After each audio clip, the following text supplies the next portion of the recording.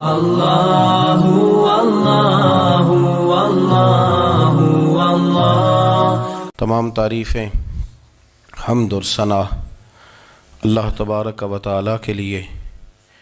درود و سلام نبی اکرم نور مجسم شفیع معظم احمد مجتبیٰ جناب حضرت محمد مصطفیٰ صلی اللہ تعالی علیہ وسلم کی ذات والا صفات کے لیے حمد و صلات کے بعد مسلمان کا یہ عقیدہ ہے کہ ہمارا خالق اللہ ہے، ہمارا مالک اللہ، ہمارا رازق اللہ۔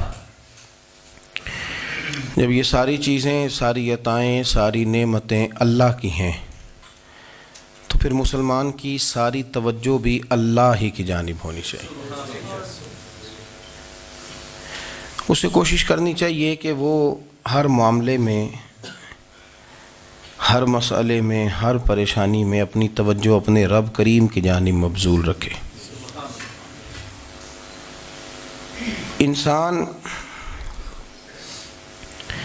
جب اپنے علم پر بھروسہ کرنے لگتا ہے یا اپنی عقل پر بھروسہ کرنے لگتا ہے یا اپنے تعلقات پر بھروسہ کرنے لگتا ہے یا اپنی دولت پر، مال پر، صحت پر، تو ایک بہت بڑے دھوکے کا شکار ہو جاتا ہے۔ اور انسان جب انسانوں پر بھروسہ کرنے لگتا ہے تو پھر اللہ تعالیٰ اسے بعض اوقات انسانوں کے سپرد کر دیتا ہے، انسانوں کے سپرد۔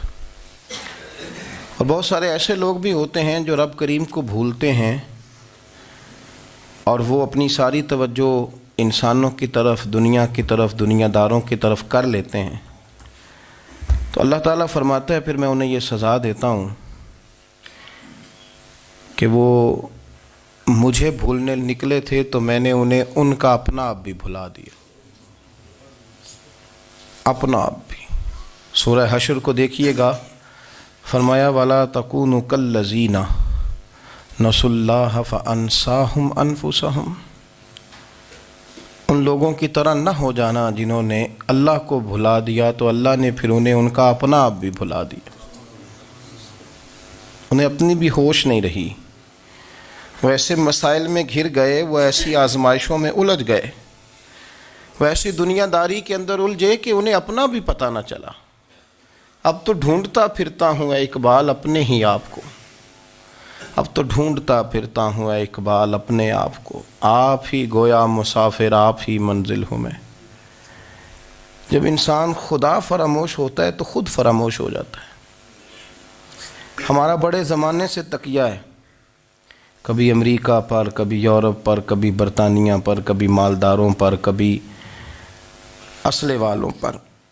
اس کا نقصان یہ ہوا کہ اپنا کوئی وجود نہیں رہا، اپنا کوئی نظریہ نہیں رہا، اپنی کو سوچ نہیں رہی۔ ایسے محسوس ہوتا ہے کہ کوئی منشور نہیں، کوئی دستور نہیں، لگام منہ میں ہے اور اس کا سرا کسی کے ہاتھ میں ہے، وہ جدھر چاہتا ہے ہمیں گھما لیتا ہے۔ اللہ فرماتے ہیں یوں نہ ہو جانا کہ تم رب کو بھلا دو اور پھر تمہیں اپنا آپ بھی بھول جائے۔ اولئک ھم الفاسقون، فرمایا یہ وہ لوگ ہیں جو نافرمان ہیں اللہ کے، یہ نافرمان ہیں۔ جب یہ نظریہ بن گیا، جب یہ ذہن بن گیا کہ پیدا اللہ نے کیا ہے، دینا اللہ نے ہے، عطا کرنے والا اللہ ہے، نوازنے والا اللہ ہے، تو پھر ساری توجہ دنیا داروں کی طرف رکھنا، میں اللہ والوں کی طرف توجہ رکھنے کا قائل ہوں، میں وہ سمجھتا ہوں، ہم اس چیز کے قائل ہیں، لیکن وہ بھی کوئی آستانہ ہے کہ جہاں حق مرشد کا نعرہ تو بڑا لگے پر رب کا نام ہی نہ سننے کو ملے۔ یہ بھی کوئی بات ہوئی کہ جہاں یہ تو نعرہ زور سے لگے کہ جیوے جیوے مرشد جیوے، لیکن استغفار کا درس ہی نہ ملے۔ جہاں ہر وقت یہ بتایا جائے کہ یہاں آ گئے تو بچ گئے، کیسے بچیں گے؟ میرے رسول پاک علیہ السلام کا دروازہ سب سے بڑا دروازہ ہے، حضور کا دروازہ سب سے بڑا دروازہ ہے، لیکن میرے دوستو یاد رکھنا، نبی پاک علیہ السلام نے بھی لوگوں کو جب رستہ دکھایا ہے تو رب کریم کا رستہ دکھایا ہے، اللہ کا رستہ دکھایا، اللہ کریم کا رستہ دکھایا، لوگوں کو رب کی طرف توجہ کرائی۔ میرے رسول کریم سید عالم صلی اللہ تعالی علیہ وسلم نے لوگوں کی اللہ کی جانب توجہ کرائی اور لوگوں سے یہ کہا کہ وہ اپنے رب کریم کی جانب اپنا ذہن رکھیں، اپنی توجہ اپنے اللہ کی جانب مبذول کریں۔ میری بات کو اچھے طریقے سے سمجھیے گا، علم اللہ تبارک و تعالیٰ عطا کرتا ہے، تو اسے اللہ کی عطا ہی سمجھنا چاہیے۔ کچھ لوگوں کے پاس علم ہوتا ہے پر علم نافع نہیں ہوتا، وہ ٹامک ٹونیاں مارتے رہتے ہیں ساری زندگی۔ علم کو اللہ کی عطا سمجھیں، اپنی عقل پر اپنے شعور پر زیادہ بھروسہ نہ سمجھیں، نظر اللہ پہ رکھیں۔ حضرت مولا علی شیر خدا کرم اللہ تعالی وجہہ الکریم سے کسی نے پوچھا تھا بڑا عالم کون ہوتا ہے؟ ہمارے ہاں تو اب وہ والے عالم پائے جاتے ہیں نا، اللہ ماشاء اللہ، جو ممبر پہ بیٹھتے ہیں تو دعوے ہی دعوے، ممبر پہ بیٹھتے ہیں تو دعوے ہی دعوے، اس طرح کے عالم ہمارے ہاں پائے جاتے ہیں۔ وہ ہر بات میں دعویٰ کرتے ہیں، میں یہ کر دوں گا، میں وہ کر دوں گا۔ یہ مزاج علماء کا نہیں۔ حضرت علی المرتضیٰ سے کسی نے پوچھا بڑا عالم کون ہوتا ہے؟ فرمایا بڑا عالم وہ ہوتا ہے کہ جسے مسئلے کا پتہ نہ ہو تو وہ کہہ دے مجھے نہیں پتہ، میں پتہ کر کے بتاؤں گا، غلط بات بیان نہ کرے۔ امام مالک سے کسی نے کوئی مسئلہ پوچھا تو آپ فرمانے لگے مجھے اس سوال کا جواب نہیں آتا، ہمارے بزرگ سمجھاتے کیا ہیں؟ وہ کہنے لگا آپ اتنے بڑے امام ہیں تو اس سوال کا جواب نہیں آتا۔ آپ فرمانے لگے اگر مجھے ہر سوال کا جواب آتا پھر تو میں خدا ہوتا، مجھے ہر سوال کا جواب نہیں آتا، مجھے تو اتنا آتا ہے جتنا میرے رب نے مجھے عطا کر دیا ہے۔ اپنی نظر اللہ پہ رکھیں، نکل آئیں اس معمے سے باہر کہ میں کوئی بلا ہوں، مجھے بڑا پتہ ہے، میرے پاس 6 ڈگریاں ہیں، مجھے 10 جگہ پہ تدریس کا شغف حاصل ہے، اس سے نکلیں باہر۔ قرآن مجید دیکھیے گا، اللہ تعالیٰ نے ارادہ قدرت فرمایا کہ میں حضرت آدم کو بناؤں گا، پھر بنانے کے بعد فرمایا فرشتوں سجدہ کرو آدم کو، سب نے سجدہ کیا الا ابلیس ابا واستکبر وکان من الکافرین، سب نے سجدہ کیا سوائے ابلیس کے، اس نے انکار بھی کیا، تکبر بھی کیا اور کافروں میں سے ہو گیا۔ تو یہ جب اللہ تعالیٰ نے سجدہ کرایا تو کیسے کرایا؟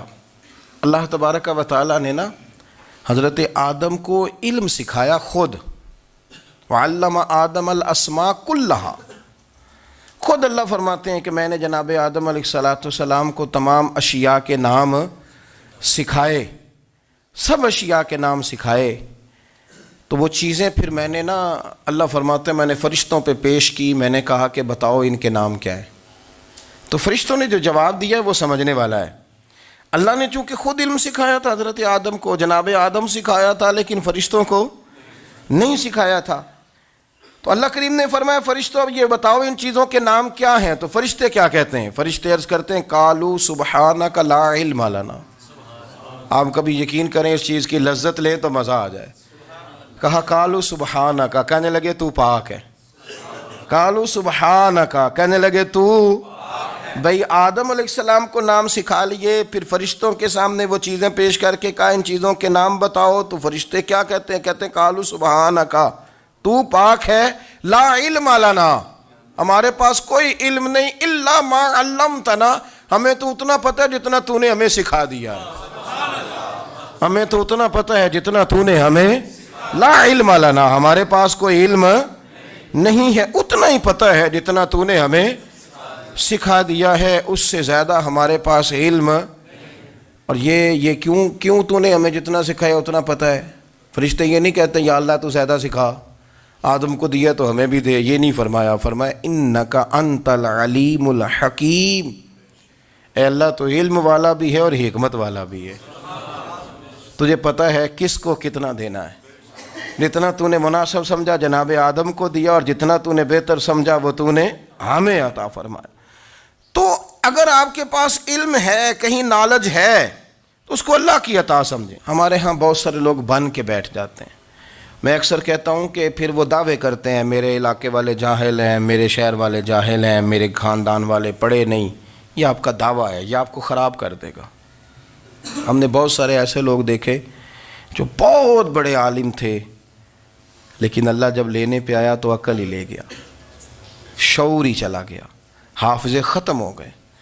آپ دیکھتے ہیں بڑھاپے میں کچھ لوگ ایسے ہوتے ہیں کہ جن کو یہ بھی یاد نہیں رہتا کہ میرا نام کیا ہے، میں کہاں ہوں، مجھے کدھر جانا ہے۔ تو اس وقت سے اللہ کی پناہ مانگیں اور اپنی نظر اپنے رب کریم کی جانب رکھیں، اللہ کی جانب اپنی نظر کو مبذول رکھیں۔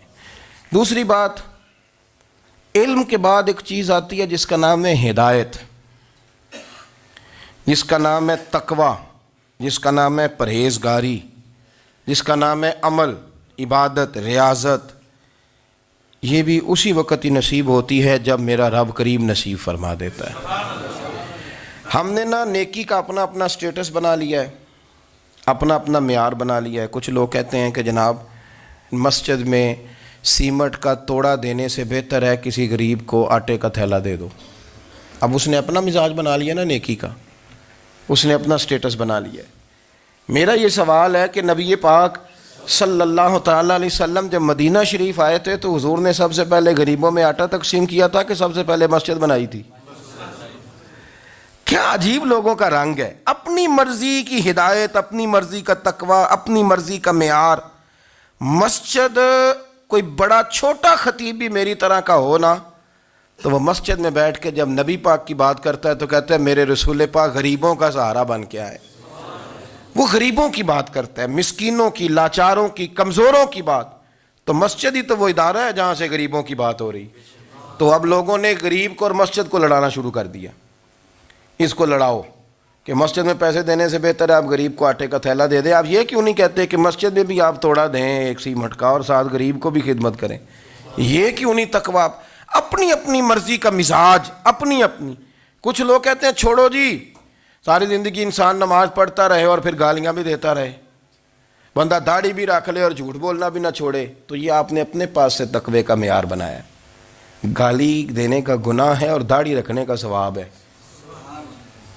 تو اگر آپ داڑھی رکھے ہوئے ہیں اور آپ کوئی غلطی کر رہے ہیں تو اس سے آپ کی داڑھی کا ثواب ختم، اللہ کرے آپ کو سمجھ آئے میری بات کو۔ آپ کوئی غلطی کر رہے ہیں، داڑھی کا ثواب اس سے ختم، وہ اپنی جگہ پہ قائم ہے چیز۔ اپنی مرضی کا کیوں تقوی کا معیار بناتے ہیں؟ تقوی کا مزاج اپنی مرضی کا نہ بناؤ، اللہ کی بارگاہ سے دعا مانگو کہ یا اللہ ہمیں ہدایت کا نور عطا فرما، اللہ تو ہمیں رستہ دکھا، تو بتا کہ ہدایت کیا ہے۔ تو رب فرماتا ہے اللہ ولی الذین آمنوا، اللہ مومنوں کا مددگار ہے، یخرجہم من الظلمات الی النور، وہ انہیں اندھیروں سے نکالتا ہے اور نور کی طرف روشنی عطا فرماتا ہے۔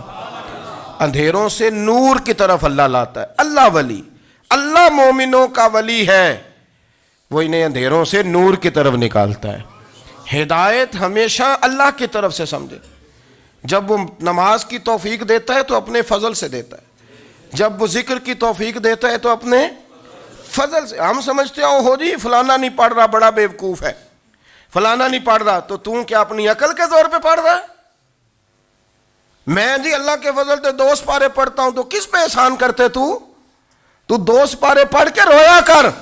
کہا اگر مالک تو بڑا قریب نہیں، بڑے لوگ ہیں جن کو پورا قرآن حفظ ہے پر انہیں پڑھنے کی توفیق نہیں، تو انہیں فضل کیا اور مجھے توفیق دے دی ہے پڑھنے کی۔ رویا کر، پڑھ کے رویا کر، راتی ساری کر کر زاری، او نیند اکھاں تھی توندے تے فجرے اوہی گناہگار کہاون سب تو نیوے ہوندے۔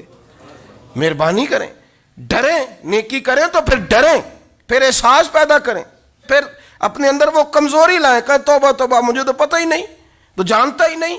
حضرت سیدنا امام اعظم ابو حنیفہ رحمۃ اللہ تعالیٰ علیہ کے ساتھ ایک شخص کہتا میں نے نماز پڑھی، تو عشاء کی نماز تھی۔ یہ جو لوگ بڑے ہوتے ہیں نا، جن کے پیار کرنے والے بڑے ہوتے ہیں، ان کے گرد خوف بھی بڑا ہی ہوتا ہے، انہیں بڑا ڈر لگتا ہے، بڑی بعض اوقات آزمائش ہوتی ہے ان کی۔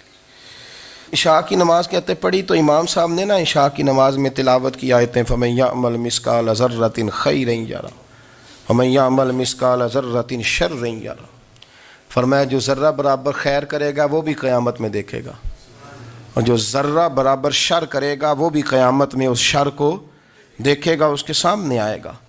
تو وہ شخص کہتا ہے کہ سارے لوگ نماز پڑھ کے چلے گئے تو امام صاحب رحمۃ اللہ علیہ نے اپنی داڑھی پکڑی، رو رہے ہیں، کہتے ہیں وہ ذرہ برابر نیکی کا بدلہ دینے والے، وہ ذرہ برابر شر پہ سزا دینے والے میری سفید داڑھی کو دیکھ، مالک میرے ذرے ذرے سامنے نہ لانا، لوگ تو میری بڑی قدر کرتے ہیں دنیا، میں تو بڑا پہچانا جاتا ہوں، لوگ تو میری راہوں میں پھول لیے کھڑے ہوتے ہیں، مجھے بڑا نوازتے ہیں، قیامت میں رسوا نہ کر دینا، میرے لیے مشکل ہو جائے گی۔ وہ کہتے ہیں میں نے امام صاحب کا درد دیکھا، مجھے کوئی کام تھا تو میں چلا گیا، میں نے کہا کہ وہ اس وقت اللہ کے حضور حاضر ہیں تو میں دوبارہ آؤں گا. کہتے میں تہجد کا وقت آیا تو امام صاحب وہیں بیٹھے تھے اور ان کی داڑیاں آنسوؤں سے بھری ہوئی تھی اور زور سے داڑھی پکڑی ہوئی. کہنے لگے مالک رسوا نہ کر دیں, قیامت میں رسوا نہ کر دیں. یار جو ہدایت یافتہ لوگ تھے وہ تو ڈرے ہوئے تھے, وہ تو سہمے ہوئے تھے. وہ تو کہتے تھے یہ اس کا فضل نہیں, اس نے بلا لیا ہے, یہ اس کا کرم نہیں. حضرت باعزید بستامی کسی کافر کو دیکھتے تو رو پڑتے, کہتے مالک تو کتنا قریب ہے, یہ بے ایمان رہ گیا, تو نے اپنے فضل سے مجھے اپنے نبی کا غلام بنا لیا. وہ رو پڑتے. یہاں تو لوگوں کا دعویٰ ہی بڑا ہے. نمازی اللہ خیر فرمائے وہ تو دوسروں کو گھورتا ہے, وہ کہتا ہے جنت کا میں مالک ہوں, کنجیاں میرے پاس ہیں, میں کسی اور کو گھسنے نہیں دوں گا. اور اگر 2-3 حج کر لے تو پھر تو وہ کہتا ہے کہ اب میرے سے پوچھ کے لوگ جنت میں جائیں گے معاذ اللہ. اور اگر وہ 2 4 5 7 دفعہ کوئی نفل پڑھ لے تو پھر وہ کہتا ہے چھوڑیں جی سارے لوگ بے عمل ہیں, میں اکیلا نیک ہوں. نہ ایسا کریں, اپنی توجہ اپنے رب پہ رکھیں, اپنی توجہ اپنے معین الملت والدین, عطائے رسول, ہند الولی, غریب نواز, خواجہ معین الدین چشتی, حضرت خواجہ اجمیر, شاہ اجمیر, والی ہندوستان. آخری عمر میں نا سارا دن روتے گزر جاتا, ساری رات روتے گزر جاتے, ذرا سی کوئی بات کرتا تو رو پڑتے ہیں, آنکھیں آنسوؤں سے بھری رہتی. کئی دفعہ اپنے بھی پریشان ہو جاتے ہیں نا کہ یار تو ایک بات کی جان ہی نہیں چھوڑ رہا. تو خواجہ قطب الدین صاحب بختیار کاکی سے لوگوں نے کہا کہ آپ مرشد سے بات کریں, اتنا بھی تو نہیں نہ رونا چاہیے, ہر وقت اس کے آنسو کی کریے. عاشق دا کام ہی رونا تونا, تے بھی نہ رویو نہیں منظوری. یہ عاشق سدا ہی روندا رہندا ہے, پاویں وصل ہوئے تے پاویں دوری. ہر وقت رونے کا کیا مطلب ہے؟ تو خواجہ قطب صاحب کہتے ہیں میں قریب گیا تو میں نے پیر دبائے, میں نے کہا سونیا لوگ تو کچھ بھی نہیں کرتے, تو نے تو کمال کر دیا. 90 لاکھ آدمی مسلمان کر دیا, دنیا کچھ نہیں کرتی. تو نے 50 سال ساری رات مصلے پہ بیٹھ کے رب راضی کیا. تو شہزادہ تھا, حضور کی اولاد تھا, لیکن معین الدین تیرا ایک پلاٹ بھی نہیں. تو نے طالب علم پالے, انہیں غریبوں کو دیا, تو نے نوازا, کوئی شے نہیں تیرے پاس, ہر چیز تو نے. ساری رات روتے ہو, سارا دن روتے ہو. تو خواجہ قطب الدین صاحب کہتے ہیں میں نے جب عرض کیا تو خواجہ صاحب مجھے گلے لگا لیا, چیخ مار کے روئے. کہنے لگے قطب الدین پتر داڑھی سفید ہو گئی, جانے کا وقت آ گیا. جو تو نے نیکیاں گنوائی ہیں وہ ہیں صحیح میرے پاس, پر یار کی بارگاہ میں پیش کرنے کے قابل ایک بھی نہیں. تو بارگاہ تو دیکھ کتنی بڑی ہے, رسول کریم کی بارگاہ میں پیش کرنے کے قابل ان میں سے ایک بھی نہیں. تو آستانہ دیکھ کتنا بڑا ہے, کیا پیش کروں گا, کیا عرض کروں گا حضور کی بارگاہ میں, کس طرح. وہ یار جو بڑے تھے وہ تو ڈرے ہوئے تھے, سہمے ہوئے تھے, وہ تو بڑی آزمائش میں تھے.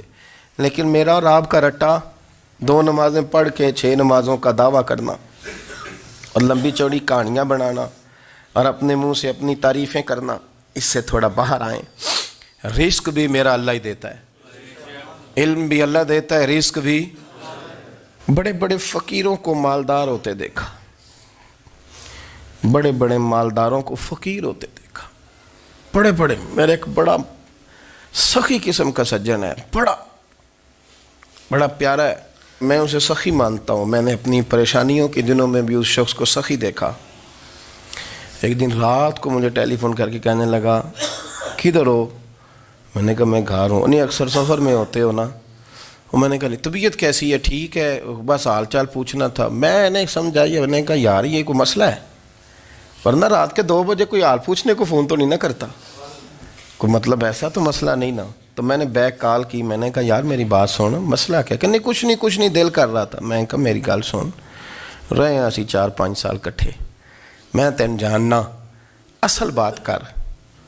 کہنے لگا مکان بھی بڑا ہے, سارا کچھ ٹھیک ہے, پر وہ بڑا ہی بے نیاز ہے. کچھ حالات اس قسم کے آ گئے ہیں کہ لوگوں کو بتاؤں بھی تو لوگ ماننے کو تیار نہیں, زیادہ نہیں, مجھے نا تھوڑے سے پیسوں کی ضرورت ہے, کوئی 15-20 ہزار اگر مل جائیں میری ضرورت. آپ یقین کریں میں روتا رہا ساری رات. میں نے کہا مہربانہ تیرا کس طرح کرانگے, اس سے لے کے زمانہ استعمال کرتا تھا, پر بے پرواہی ویخ نہ سجڑ دی, جتھے کسے دی پیش نہ جاوے انہیں تاجا والے در در رولے تے منگتے ہیں تخت بٹھاوے. سجنا کسی نو کارا مل دئی کوئی کعبے خالی آوے. واللہ خیر الرازقین. وہ کہتے تو دائیں بائیں نہ جا، رزق تو تجھے میں دوں گا، میں ہوں بہتر رزق دینے والا. بڑے بڑے بادشاہ، بڑے بڑے شہنشاہ، بڑے بڑے لوگ ہاتھوں میں کاسے، فقیریاں. ام ربیعہ کہا کرتی تھیں، بڑی نیک اور صالح خاتون تھیں. وہ کہتی ہیں کہ میں نا بڑے امیر آدمی کی بیوی تھی، اپنے شوہر کے ساتھ چھت پہ بیٹھی تھی تو نیچے فقیر مانگنے والا آیا. اس نے بڑے درد سے صدا کی تو میں نے اپنے شوہر سے کہا کچھ دے دیں. کہا دفع کر، ان لوگوں نے دھندا بنایا ہوا ہے. کہتی میں میکے سے بھی بڑا مال لے کے آئی تھی، میرے ماں باپ بڑے امیر تھے تو میں نے نا چوری اپنے خامہ سے نظر بچا کے باتھ روم جانے کے بہانے گئی اور نیچے جا کے 5 دینار میں نے اس فقیر کی ہتھیلی پہ رکھے. کہتے ہیں اس نے 5 دینار دیکھے، پھر میری طرف دیکھا تو میں نے اس کی آنکھوں میں آنسو چمکتے دیکھے. کہنے لگے بی بی رب تیرا بھلا کرے، میں 3 دنوں کا بھوکا ہوں. کہ وہ چلا گیا. میں گھر آ گئی، جب باہر آئی تو میرا شوہر کہنے لگا تو اتنی اب اتنی تو تیز ہو گئی ہے اور تو اتنی خود مختار ہو گئی ہے، میرے بغیر پوچھے مال خرچ کرے گی، جا تجھے 3 طلاقیں. کہتی میں بالدار اور وزادار باپ کی بیٹی تھی، طلاق لے کے گھر آئی تو میرا باپ ٹوٹ گیا، چارپائی پہ چلا گیا. اوہو یہ کیا بن گیا. کہتی بڑی تکلیف رہی. 1-2 سال کے بعد میرے ابا نے میری شادی کر دی. اب جس شوہر کے پاس گئی وہ بڑا نیک تھا، پرہیزگار تھا، اللہ نے بہترین صلہ دیا. کہتی چھت پہ بیٹھی تھی، دروازے پہ فقیر آیا تو میں نے شوہر سے کہا کچھ دے دوں. کہنے لگا 5 نہ دینا، 15 دینا، 20 دینا. میں فقیر ہوں، میں نے فقر سے دولت دیکھی ہے، اسے خالی نہ لوٹانا. کہتی ہے کہ میں نیچے گئی اور جب میں نے اس کی طرف دینار بڑھائے تو میری چیخ نکلی، پیسے پھینک کے میں بے ہوش ہو کے گری. میرا شوہر نے آ کے اٹھایا، اندر لے گیا، پانی منہ پہ چھڑکا. کہنے لگا تجھے کیا ہوا؟ کہنے لگی یہ جو مانگنے آیا یہ میرا پہلا شوہر تھا، وہی تھا جو کہتا تھا کہ تو 5 دینار دے آئیے، جا تجھے 3 طلاقیں. پڑھو نا حدیث پاک. میرے نبی پاک علیہ السلام نے فرمایا ایک بندہ گنجا تھا. گنجا کوئی ترتیب آگے پیچھے ہو جائے تو مفہوم کے لحاظ سے، لیکن میں مفہوم اس کا واضح کرتا ہوں. ایک گنجا تھا، کوئی شے نہیں تھی، سر پہ بال بھی نہیں تھے، رویا کرتا تھا. اللہ تعالیٰ نے فرشتے کو بھیجا، تجھے کیا چاہیے؟ تو کہنے لگا بال آ جائیں اور تھوڑا مال آ جائے. فرشتے نے ہاتھ پھیرا تو بال بھی آ گئے تو بکریاں بھی آ گئیں، لائنیں لگ گئیں، مال ہی مال ہو گئے. دوسرے کے پاس گیا، وہ کوڑا تھا. اس کو جا کے کہا کیا چاہیے؟ کہنے لگا شفا ہو جائے اور کچھ اللہ تعالیٰ آسانی کر دے. شفا بھی ہو گئی، گائیں بھی دے دی، بھینسیں بھی دے دی، مال ہی مال ہو گئی. پھر ایک کے پاس گیا، وہ اندھا تھا. تجھے کیا چاہیے؟ اس نے کہا آنکھیں مل جائیں اور کچھ ساتھ اللہ مال دے دے. اونٹ ہی اونٹ ہو گئے. جب بڑا نواز دیا تو پھر مالک نے امتحان لینے کا ارادہ کیا. یاری تیری سونا ہے پر آزمائشاں بھی تیریاں اگ. آزمائشاں تیریاں، صحیح کہہ رہا ہوں، آزمائشاں تیریاں. یاری تیری سونا ہے پر آزمائشاں تیریاں. یہ سونا پرکھیا جاوندا ہی پہلو نال لگاں دے لگ. اللہ نے فرمایا آزمائش کرو. سب سے پہلے گنجے کے پاس آئے، اسے کہا اللہ کے رستے میں کچھ دیکھنے لگا، میرے خرچے ہی بڑے. دیکھو تو صحیح کتنی مشکل میں وقت گزارتا ہوں، حال ہی کوئی نہیں. تو اس نے کہا میں نے تو سنا ہے تو گنجا اور بھوکا ننگا تھا. کہنے لگا میں تو جدی پشتی رئیس اعظم ہوں، تو یہ کس پاگل نے کہا ہے بھاگ جا. اس نے کہا اچھا جیسے تو تھا ویسے ہی ہو جائے. کھیت کھلیان اجڑ گئے، پھر سے گنجا ہو گیا. حضور علیہ السلام فرمانے لگے. پھر وہ اس کے پاس گیا جو کوڑا تھا، اسے کہا کچھ دے. کہنے لگا خرچے ہی بڑے. اب پوچھ لیں کسی امیر آدمی سے، کہے گا چکی کے نیچے ہاتھ ہے میرا، میرے سے زیادہ تو اب پریشان بندہ ہی کوئی نہیں. کیا بتاؤں آپ کو، اتنا ٹیکس ہے، اتنا جرمانہ ہے، فلانی شے، بڑا کچھ گنواتے ہیں لوگ. اس نے کہا میں نے تو سنا تو پہلے کوڑا تھا. اس نے کہا جا دوڑ جا، میں تو رئیس اعظم ہوں، دادا بھی پردادا بھی اور ساری نسل ہی. اس نے کہا اچھا جیسے تو تھا ویسے ہی ہو جائے. پھر وہ گیا اندھے کے پاس اور جا کے کہا اللہ کے نام پہ کچھ دے. تو کہنے لگا رب کے نام پہ؟ یہ کھڑے ہیں اونٹ، جتنے تیرے دل کرے لے جا. اس نے کہا کیا معنی اس بات کا؟ کہنے لگا یار تجھے کیا بتاؤں، میں تو اندھا تھا، میں نے تو کبھی دنیا دیکھی نہیں تھی، پھر اس کریم نے فضل کیا تو مجھے بڑا کچھ دکھایا. میں کیا بتاؤں, میرا دل کر رہا ہے کہہ دوں کہ پھر اس نے کعبہ دکھایا, پھر اس نے روضہ رسول دکھایا, پھر اس نے ریاض الجنہ کے سجدے دکھائے, پھر اس نے اپنے محبوب کے دروازے کی رونقیں دکھائیں. اس نے بڑا کچھ دیا, اس نے بڑا نوازا. میرے پاس تو شاید میں بدکار پرانا خادم, کسے در ملی نہ ٹوئی, اے واصف یار نے نظر جو کی تھی پھر واصف ہی ہوئی. یہ تو اس کا کرم ہوا. تو یہ وہ کہنے لگا تو اللہ کے نام پہ جان مانگ, میں وہ بھی دینے کو تیار. میرے پاس تو شے کوئی نہیں تھی, مجھے تو اپنا پتہ ہے, میں تو کوئی شے نہیں تھا, کچھ نہیں تھا میرے پاس. یہ تو ان کا کرم ہے کہ رخ ان کا ادھر ہے. اور مختصر سی میری کہانی ہے, یہ جو بھی ہے ان کی مہربانی ہے. تو وہ کہنے لگا میں بھی کچھ لینے نہیں آیا تھا, تیری آزمائش ہی کرنے آیا تھا. تیری عزتیں بھی سلامت رہیں گی, تیرا مال بھی سلامت رہے گا, تیری شفا بھی. اپنی زندگی میں کبھی بھی اللہ کی بارگاہ سے توجہ ادھر ادھر نہ کریں. چھوڑیں لوگ کیا کر رہے ہیں, دنیا کیا کہہ رہی, کبھی بھی اپنی توجہ دائیں. ہمارا یہ مسئلہ بن گیا کہ ہماری سیاست ہے, ہماری دنیا داری ہے, ہم بندوں کو راضی کرنا چاہتے ہیں. ہم دیکھتے ہیں کون کس طرح, اور آپ یقین کریں آپ تھک جائیں گے, بندے راضی نہیں ہوں گے, وہ نہیں راضی ہوتے. آپ ان کو منا کے لائیں گے تو ادھر والے نکل جائیں گے, ادھر کو منائیں گے تو ادھر والے نکل جائیں گے. اس چکر سے باہر آئیں, اس رب کو راضی کریں جو فرماتا ہے ان الذین آمنوا وعملوا الصالحات سیجعل لهم الرحمن ودا. فرمایا تو ایمان لانے کے بعد نیک عمل کر, میں لوگوں کے دلوں میں تیری محبت پیدا کر دوں. رحمان لوگوں کے دلوں میں محبت ڈال دے گا, اللہ لوگوں کے دلوں میں. اپنی نظر ہمیشہ اپنے رب پہ رکھیں. اتنی لمبی چوڑی دنیا داروں سے امیدیں نہ وابستہ کریں. میں نے دیکھا ہے لوگ کا سال ایسی کرتے ہیں, کبھی اس کے دروازے پہ کبھی اس کے دروازے پہ. ان چکروں سے باہر آئیں اور اپنے رب کی بارگاہ کی طرف توجہ کریں. استغفار شوق سے پڑھا کریں. اور اکیلے میں نا, اکیلے میں حضرت رئیس المتکلمین مولانا نقی علی خان صاحب رحمۃ اللہ نے لکھا ہے کہ فرعون 500 سال حکومت کر گیا. یہاں تو 5 سال کی حکومت کی پیر لڑکھڑاتے ہیں, 500 سال. فرماتے اصل وجہ یہ تھی کہ دنیا جب سو جاتی تھی نا تو اوپر چادر لے کے تو مصلے پہ بیٹھ جاتا تھا اور ہاتھ باندھ کے کہتا تھا رب تو ہی ہے, میرا پردہ نہ کھولنا, مالک تو ہی ہے, کرم نوازی کرنا, میری پکڑ نہ کرنا. وہ بے ایمان ہو کے اگر 500 سال ہاتھ باندھے تو گزارا کر لیتا ہے, تو ایماندار ہے. پر مسئلہ یہ ہے کہ تو رات کو بکل مار کے ہاتھ نہیں نہ باندھتا, تو منت نہیں کرتا, تو استغفار نہیں کرتا. توبہ کریں تو بچے رہیں. وہ اتنی لمبی حکومت کر گیا چونکہ رات کو کہتا تھا مالک رب تو ہی ہے, لیکن مہربانی فرما, میری پکڑ نہ فرما, تو اللہ نے تو اس کو مہلت دے دی.